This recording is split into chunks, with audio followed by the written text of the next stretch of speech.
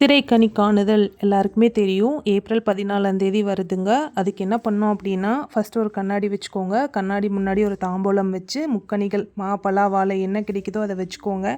கொன்றை மலர் கிடைச்சா ரொம்ப நல்லது. கொன்றை மலர் இல்லாட்டி மஞ்சள் கலரில் உங்களுக்கு என்ன பூ கிடைக்குதோ, ரோஜா, சாமந்தி அந்த மாதிரி எது வேணாலும் அதில் முன்னாடி அந்த தாம்பூலத்தில் வச்சுக்கலாம். இப்போ நம்ம எப்பயும் நார்மலாக யூஸ் பண்ணுற நாணயங்கள், காசு அந்த மாதிரி சப்போஸ் உங்களுக்கு இந்த முக்கணிகள் கிடைக்காட்டி என்ன பழங்கள் கிடைக்குதோ அதை வச்சுக்கோங்க.